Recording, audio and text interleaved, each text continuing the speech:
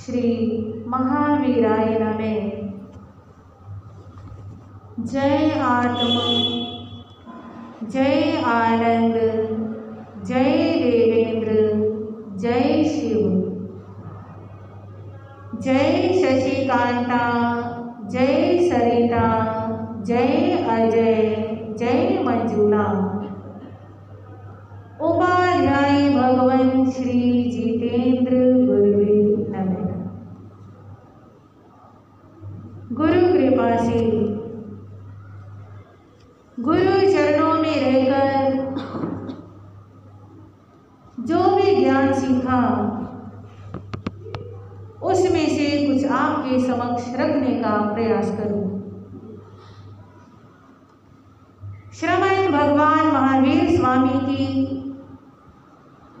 अंतिम देशना श्रीमद् उत्तराध्ययन सूत्र की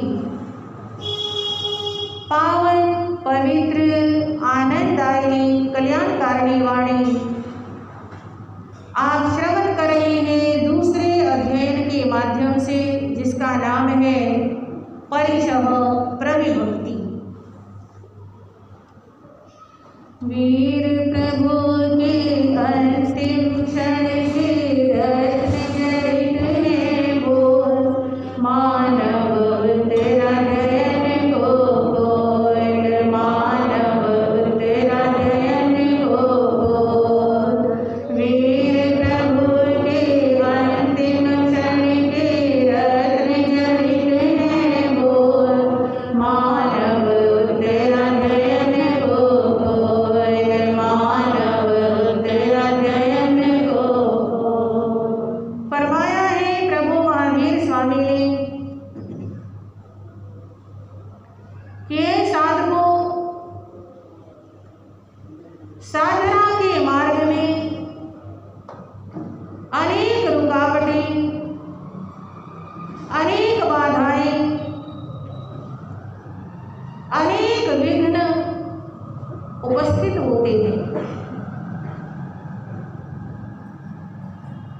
और वे विघ्न, वे बाधाएं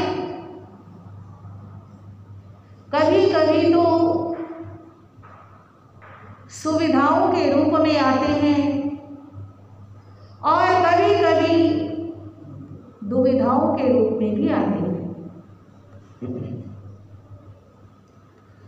जो विघ्न, बाधाएं दुविधा के रूप में आते हैं, यानी कष्ट, मुसीबत, आपत्ति, विपत्ति के रूप में आते हैं, उन्हें कहा जाता है प्रतिकूल परिशः। और जो सुविधा के रूप में आते हैं उन्हें कहा जाता है अनुकूल परिशः। दोनों परिस्थितियों में आपको सावधान रहना है। दोनों परिस्थितियों में जागरूक रहना है। किसी भी प्रकार की कोई भी परिस्थिति कहीं मेरे मन को साधना से डावाडोल तो नहीं कर रही। प्रत्येक परिस्थिति में अपने मन को तैयार रखना कि कुछ भी हो जाए मेरे को साधना मार्ग से पीछे नहीं हटना।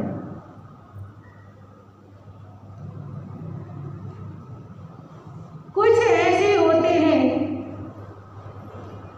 जो बड़े से बड़े कष्ट झेल कर भी अपनी मंजिल तक पहुंचकर दिखाते हैं और कुछ ऐसे होते हैं जो थोड़े से कष्ट आने पर ही डगमगा जाते हैं, घबरा जाते हैं, साधना के मार्ग से पतित हो जाते हैं। जमाना याद किनको करता है? जो कष्ट सहकर भी मंजिल को प्राप्त करके दिखाएं। जमाना किनको नमन करता है, किनके सामने झुकता है? जो हर परिस्थिति में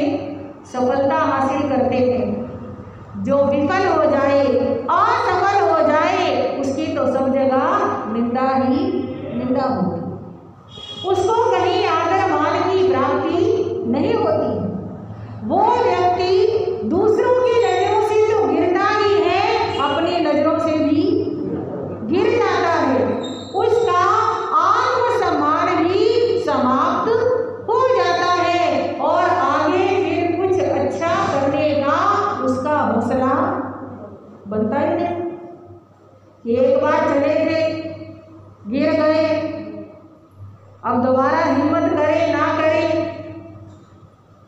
होता है ना ऐसा। तो भगवान पहले ही फरमाते हैं सावधान रहना, अनुकूल कष्ट भी आएंगे, प्रतिकूल भी आएंगे, दोनों में समभाव का अभ्यास करें।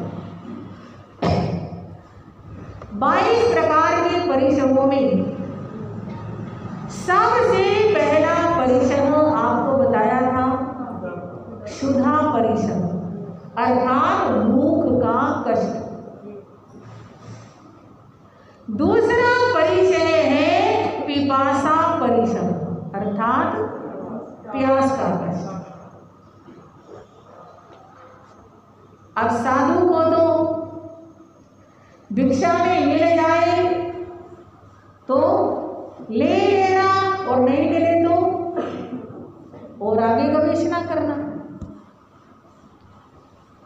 तो कभी कभी तो ऐसी भी परिस्थिति आ जाती है कि पीने के लिए पानी भी नहीं मिल पाता, प्यास लगती है, गला सूखता है, शरीर में पानी की कमी हो जाती है, डिहाइड्रेशन हो जाती है, बड़ी तकलीफ होती है, कितनी बीमारियां लग जाती हैं पानी की कमी होने से। तो आचार्य फरमाते हैं कैसी भी स्थिति आ जाए अपने मन को डामाडोल नहीं करना।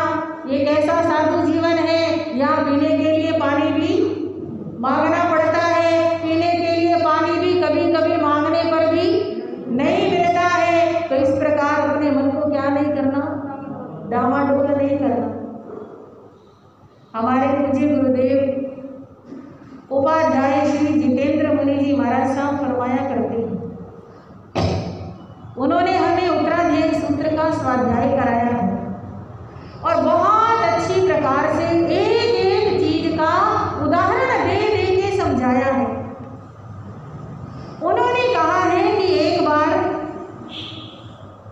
एक पिता और पुत्र एक साथ दीक्षा लेते हैं।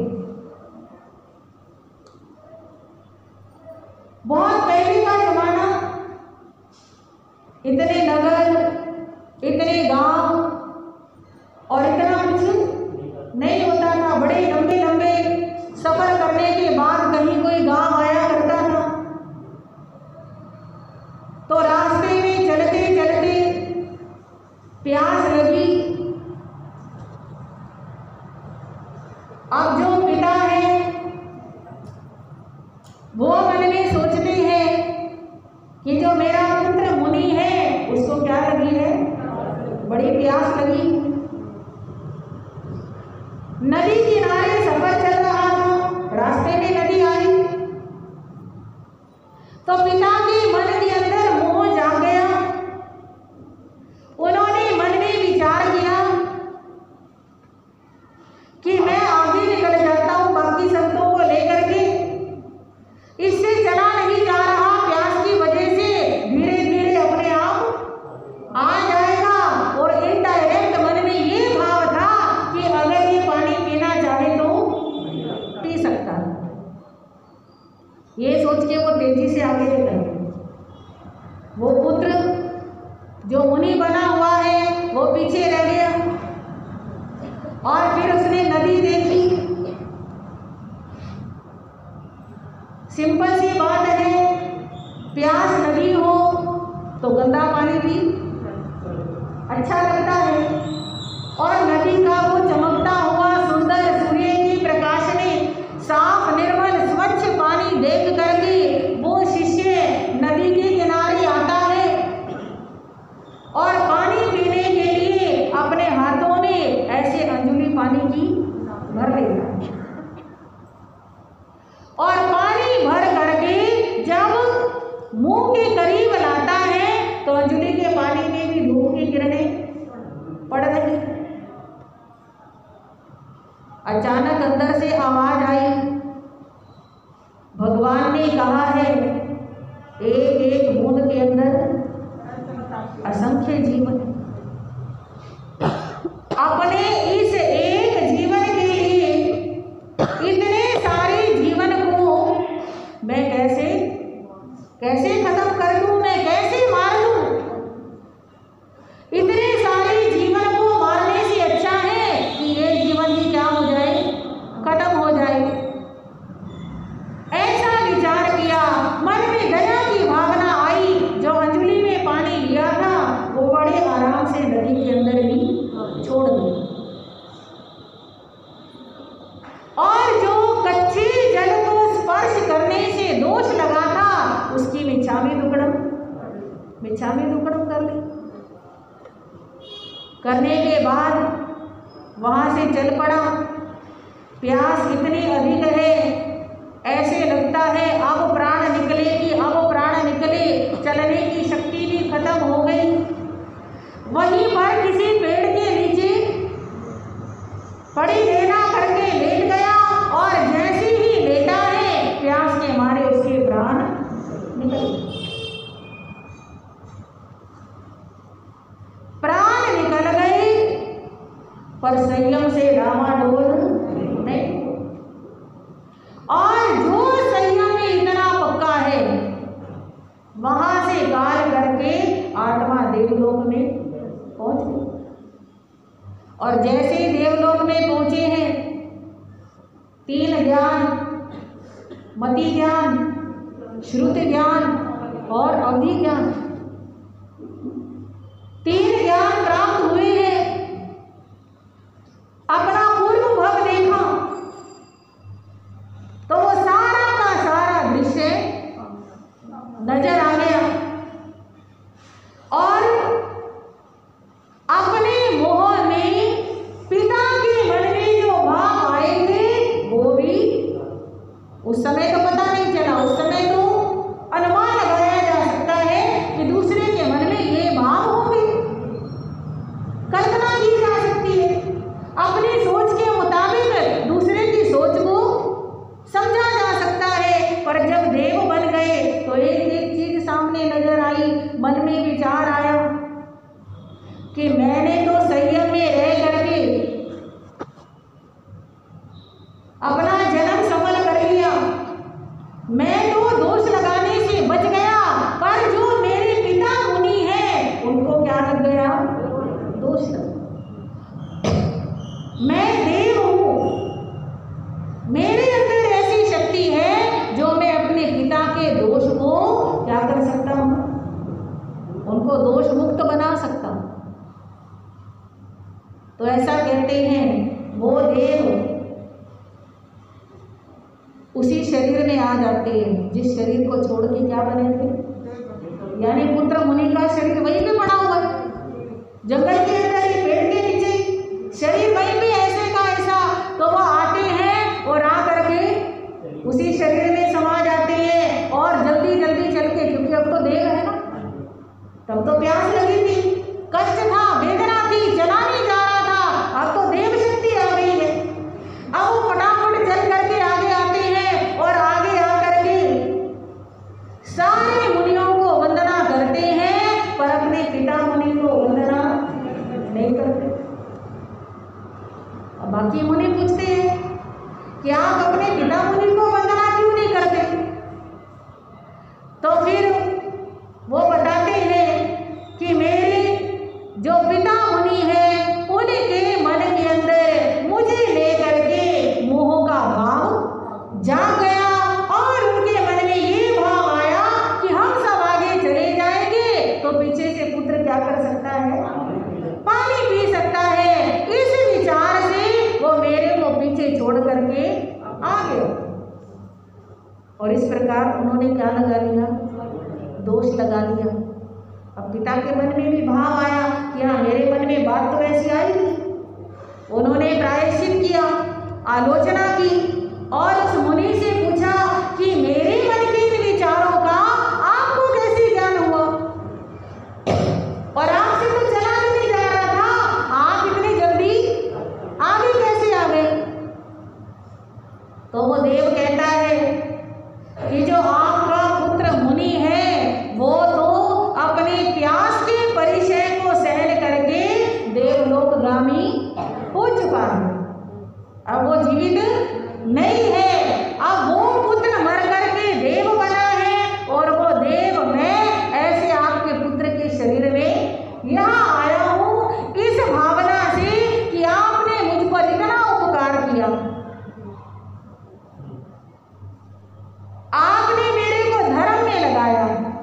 मेरे को संयम सिखाया, मेरे को दीक्षा प्रदान की। आप मेरे गुरु, आपकी वजह से ही आज मुझे देवगति मिली है। और देवगति पाने के बाद मुझे ऐसा लगा कि मेरे पिता का ये शल्य कहीं मेरे पिता के डूबने का कारण ना बन जाए। इस भावना से मैं आपके पास आया और आपको ये बात बताई है। अगर मेरे से कोई भूल चूक हुई हो तो उसके लिए मुझे क्या करें? क्षमा करें। इस प्रकार क्षमा मांगकर पिता मुनि को वंदना करके फिर वो देव अपना स्थान पर चला गया और शरीर फिर वही का वही पड़ा रह जाता है। तो ये कहानी सुनाते हुए पूज्य गुरुदेव श्री जी महाराज फरमाया करते हैं, कभी कभी ऐसा भी होता है कि प्यास के कष्ट की वजह से जान भी निकलने की नौबत आ जाती है, तो भी अपने मन को हम क्या रखें? मजबूत रखें। प्यास का कष्ट आया था नंदन मनियार के जीवन में, है ना? औषध लेके बैठे हैं, प्यास लगी है, क्या भाव आया कि पोषण का वारना करूंगा और क्या बनवाऊंगा? बावड़ी बनवाऊंगा। और बावड़ी बनवाई और उस बावड़ी की आसक्ति में बंध गए और मर करके कहाँ तो 12 व्रतधारी श्रावक थे और कहाँ पहुंच गए? मेंढक की योनि में मेंढक बन गए। और जब मेंढक बन करके सावधान हुए, जागरूक हुए, तो वहां का भव छोड़ के क्या बन गए? दरदुर नाम का देव बन गए। तो जागृति की पूजा है। हाँ जी, मन के अंदर समभाव हो, शांति आए, परिश्रम तो आते हैं, उन परिश्रमों को सहने की हमारी मानसिकता बनी रहे। तो पहला परिश्रम क्षुधा, दूसरा पिपासा, तीसरा शीत परिश्रम, सर्दी का परिश्रम। अब तो साधु साध्वी स्थानकों में रहते हैं, दरवाजे बंद हो जाते हैं, बहुत फर्क होता है। स्थानकें बहुत अच्छी बनी होती है, पक्की दीवारें हैं, पर पहले तो साधु कहाँ रहते थे? जंगलों में, उद्यानों में, बगीचों में, पेड़ के नीचे। और ऐसे स्थान के ऊपर खुले स्थान में एकदम शीत लहरें आती, ऐसे लगता था जैसे शरीर को चीर करके रख देंगे। थोड़ी सी भी ठंड होती है, लगता है खून जमने लगा है, इतनी सर्दी महसूस होती है। और खुले के अंदर तो बहुत ज्यादा सर्दी का सामना करना पड़ा। पूज्य गुरुदेव श्री जी शीत परिचय को लेकर भी एक अच्छी सच्ची घटना सुनाई। आचार्य श्री भद्र बाहु स्वामी जी महाराज एक बार 4 वणिक पुत्रों ने उनके पास दीक्षा ली एक साथ। बड़ी साधना की, बड़ा ज्ञान सीखा, गीतार्थ बन गए। और बहुत कुछ सीखने के बाद मन में विचार आया कि अब हम प्रतिमाधारी साधु बनते हैं। भिक्षु की 12 प्रतिमाएं होती हैं, तो प्रतिमाएं स्वीकार करके हम प्रतिमा की आराधना करते हैं। प्रतिमा कहते हैं प्रतिज्ञा को, विशेष प्रतिज्ञा। जो विशेष प्रतिज्ञा धारण करते हैं उन्हें प्रतिमाधारी साधु कहा जाता है। आजकल नहीं होते, पहले होते हैं। और विशेष प्रतिज्ञाओं के अंदर भावना ये होती थी अपने जीवन के, शरीर के मोह से भी ऊपर उठना। विहार कर रहे हैं, सामने से शेर आ जाए, भालू आ जाए,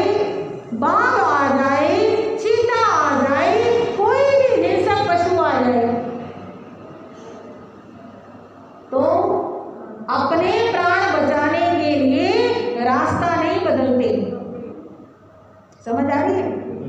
भी अगर वो सामने से आ रहे हैं और वो पशु सामने से आ रहा है तो उसी रास्ते पे चलेंगे। शरीर का, प्राणों का मोह नहीं। जिस स्थान पर ठहरे हैं वहां आग भी लग जाए तो अपने आप बाहर नहीं निकलते। कोई बाँ पकड़ के निकाल दे तो अलग बात है, अपनी इच्छा से बाहर नहीं आते। आंखों में धूल गिर जाए, तिनका गिर जाए तो उसको निकाल दे नहीं। पाँव में कांटा चुभ जाए, कांच चुभ जाए, कंकड़ पत्थर चुभ जाए तो उसको भी निकाल दे नहीं। और भिक्षा के भी बड़े नियम होते हैं। कैसे भिक्षा लेनी? एक बार लेनी, एक दत्ती आहार, दो दत्ती आहार, तीन दत्ती, इस प्रकार बड़े नियम होते हैं। तो उन चार भिक्षुओं ने मन में विचार किया, हम भी प्रतिमाओं की क्या करें? आराधना। विचरण करते करते राजगृह के बाहर वे भारगिरी पर्वत पर आ गए।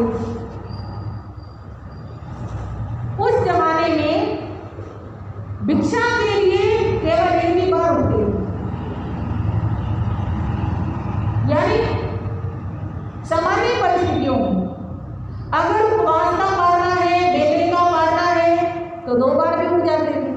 ऐसा भी कोई हार्ड एंड फास्ट नियम नहीं था। कभी कोई बुजुर्ग है, कोई रोगी है तो भी चले जाते थे। पर जो प्रतिमाधारी साधु होते थे वे अपनी प्रतिज्ञा के बिल्कुल पक्के होते। इस अध्याय के अंदर जो 22 परिचय दिए गए हैं वे विशेष रूप से उन प्रतिमाधारी साधुओं को ध्यान में रख के दिए गए। 2 प्रकार के साधु होते हैं, 2 प्रकार के। एक होते हैं जिनकल्पी और एक होते हैं स्थविरकल्पी। हाँ जी, एक जिनकल्पी और एक स्थविरकल्पी। जिनकल्पी का मतलब होता है बिल्कुल जिन के समान, यानी तीर्थंकर भगवान के समान। और स्थविरकल्पी वे जिनके नियम जिन कल्पियों की भांति एकदम हार्ड एंड फास्ट नहीं होते। जैसे जिन कल्पी मुनि जंगलों में ही रहती है पर स्थविरकल्पी मुनि नगरों में रहते हैं। जिन कल्पी मुनि के जो नियम होते हैं पक्के, जैसे जिन कल्पी मुनि के शरीर में बीमारी आ जाए तो वो दवाई नहीं लेते पर स्थविरकल्पी मुनि ले सकते हैं। जो निर्दोष हो, जो सामर्थ्य ना हो, निर्मध्य दवाई ले सकते हैं। तो ऐसे अंतर होता है। तो इसमें जो परिचय बताए गए हैं वो किनकी अपेक्षा से बताए गए? जिन कल्पियों की अपेक्षा से। तो वे 4 साधु, उनका नियम था कि जैसे ही चौथा पहर शुरू होगा दिन का, तीसरे पहर में भिक्षा के लिए जाते और जैसे ही चौथा पहर शुरू होगा वो जहां भी है वहीं के वहीं खड़े हो जाएंगे ध्यान में। ऐसा नहीं कि आने में लेट हो गए, रास्ते में है तो कोई नहीं अपने स्थान पे पहुंच के ध्यान करेंगे।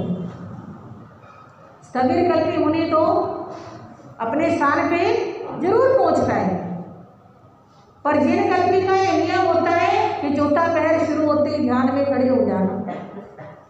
भयंकर सर्दियों के दिन चारों मुनि भिक्षा के लिए गए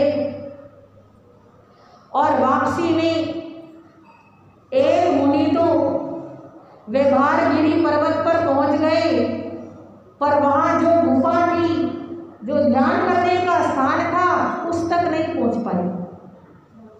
चौथा पहर शुरू हो गया, समझ आ रही?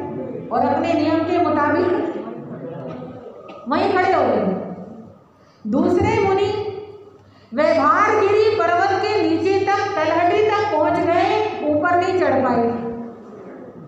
तीसरे मुनि नगर के बाहर उद्यान था, उस उद्यान तक पहुंच पाए, उससे आगे नहीं पहुंच पाए।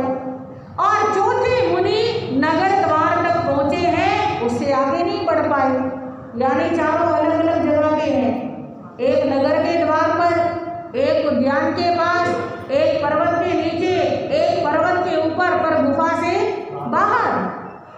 तो वैसे के वैसे ध्यान में खड़े हो गए और भयंकर ठंड पड़ी। आप खुद ही सोच लो, भरी सर्दी के दिन में अगर थोड़ा सा हाथ रजाई से बाहर रह जाए तो हाँ जी क्या हाल होता है। और वे प्रतिभाधारी मुनि बिल्कुल खुले में खड़े होकर के ध्यान कर रहे हैं। इतनी ठंड पड़ती है, सहन करते रहे।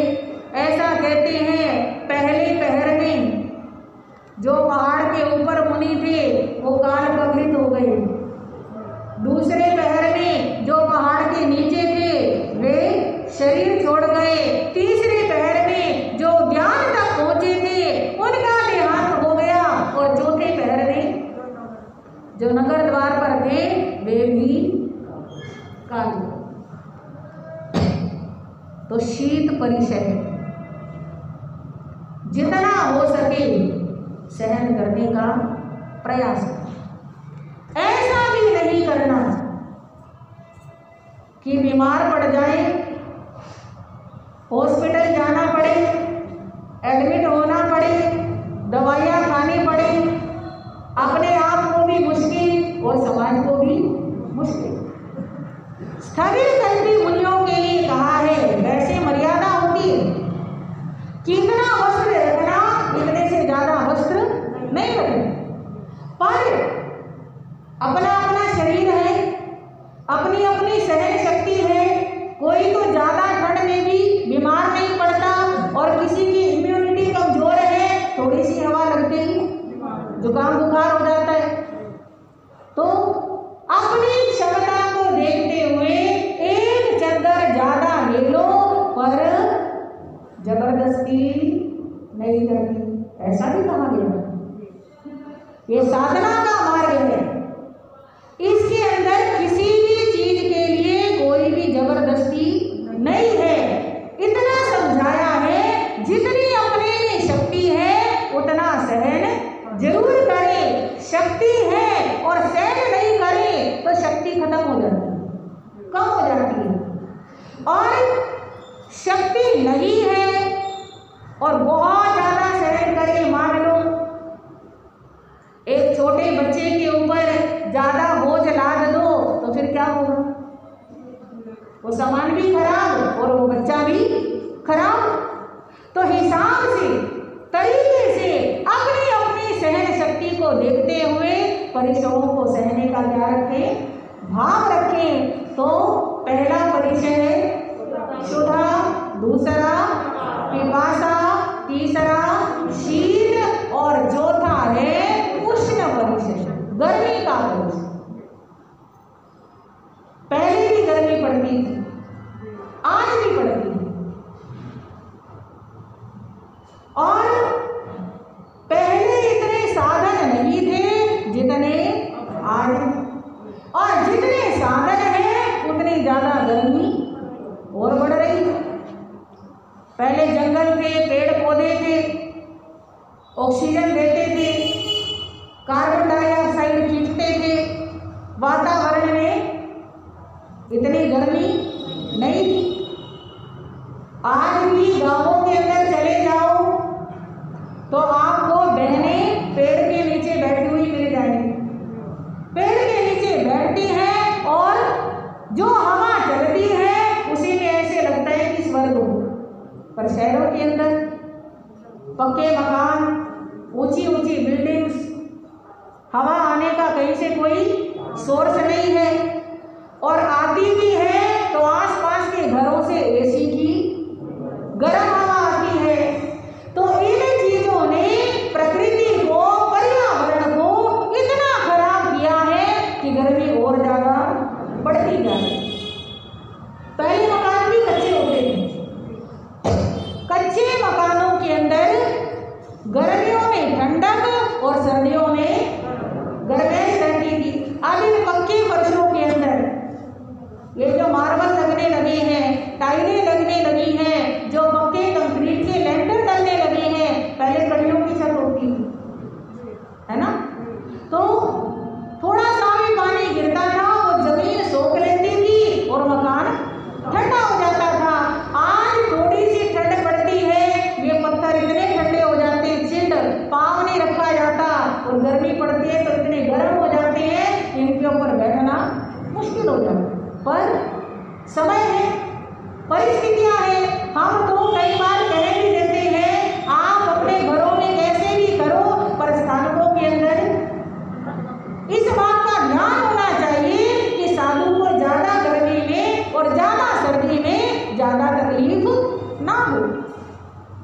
पर फैशन है, नहीं लगाएंगे तो लोग क्या कहेंगे, उस फैशन से साधकें भी बची हुई नहीं है। सभी साधकों के अंदर मार्बल लगने लगा है। तो चलो जो भी है, गर्मी का परिचय अर्णव मुनि के जीवन में आया है। तगरा नाम की नगरी, दत्त नाम का एक सेठ अपनी सेठानी और पुत्र के साथ दीक्षा ले गए।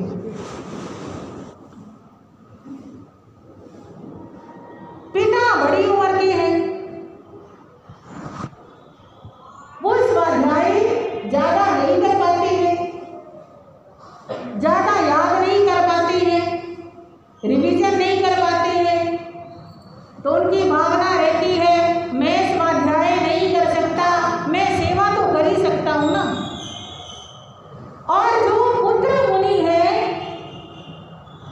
उसकी बुद्धि अच्छी है, वो स्वाध्याय कर सकता है, वो ज्ञान सीख सकता है। ऐसा सोच करके जब गोचरी का समय होता तो कहते आप स्वाध्याय करो, गोचरी मैं ले आता हूं। कोई भी काम करने का समय होता तो पुत्र मुनि को कहते तुम स्वाध्याय करो, ज्ञान सीखो, बाकी सारे काम मैं संभाल लूंगा। ठीक है, पढ़ाई लिखाई में तो बहुत आगे निकल गया, पर कष्ट सहने की आदत नहीं पड़ी।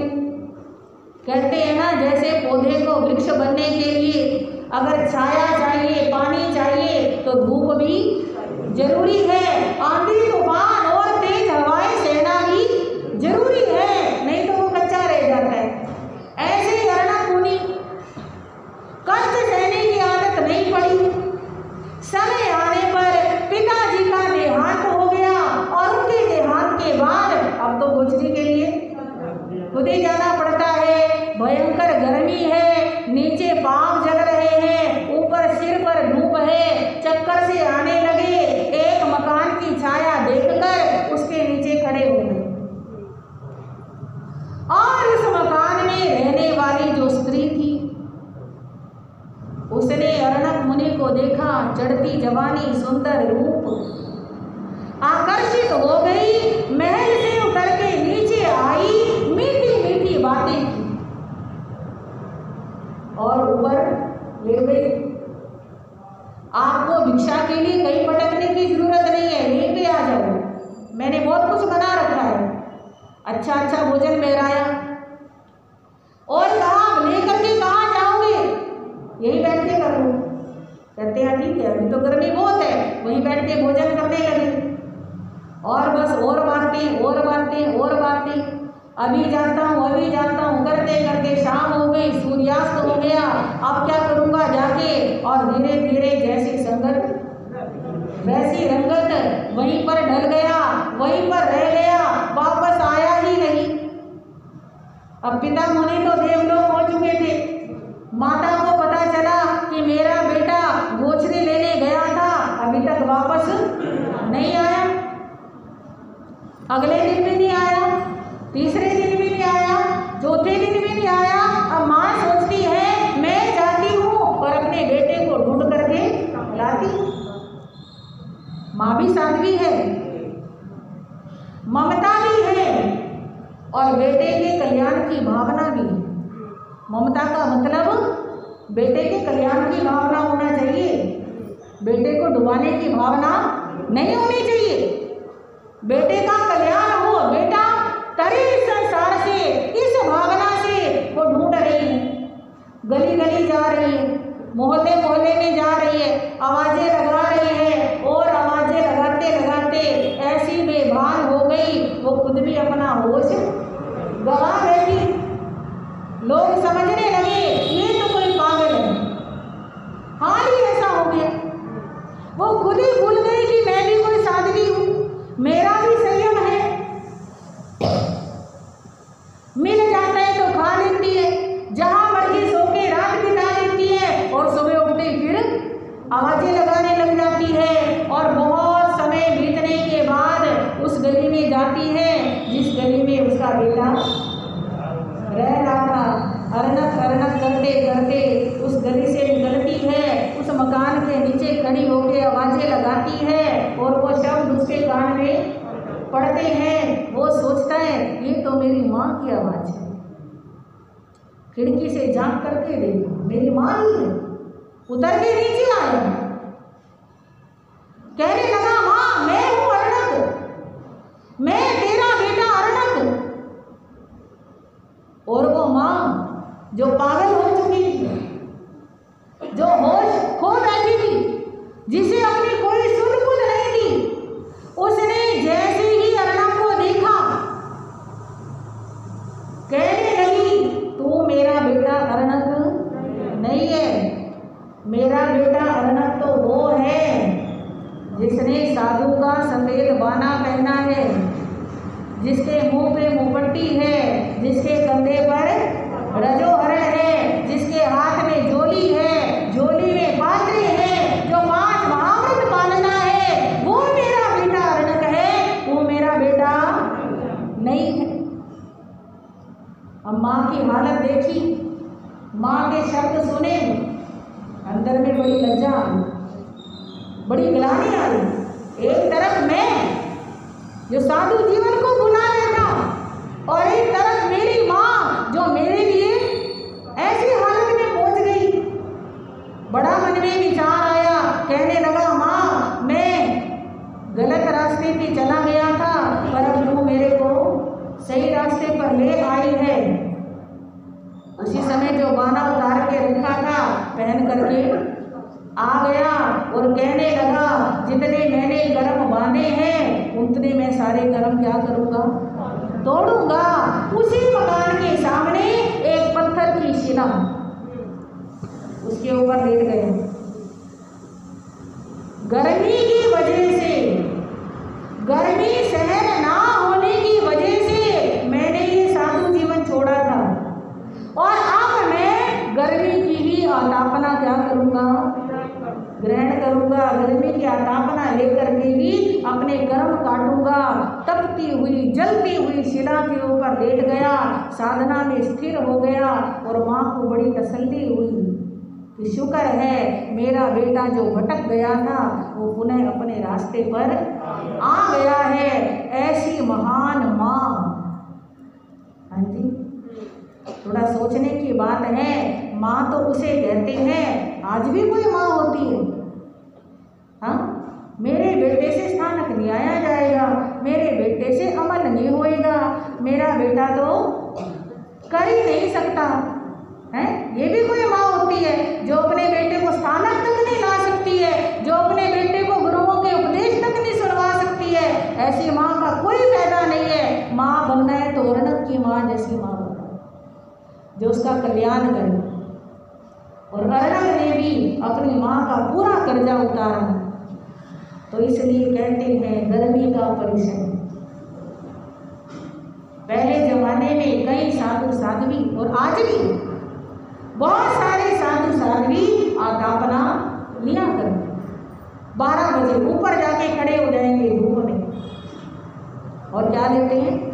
हमारे आचार्य सम्राट पूज्य श्री शिव मुनि जी महाराज साहब ध्यान शिविर लगाया करते हैं और उस ध्यान शिविरों के अंदर जितने साधक आते हैं सबको आतापना का अभ्यास कराते हैं। धूप में लेट करके आगे से पीछे से, हाँ जी, कमर में भी आसाधना लेनी, आगे से भी तापना लेनी। तो इस प्रकार की साधना कराया करते थे। शरीर है जितना नाजुक बना लो नाजुक हो जाएगा और जितना मजबूत बना लो मजबूत हो जाएगा। ये तो अपने अपने मन की बात है। तो इस प्रकार के परिश्रमों का प्रसंग हमारा चल रहा है।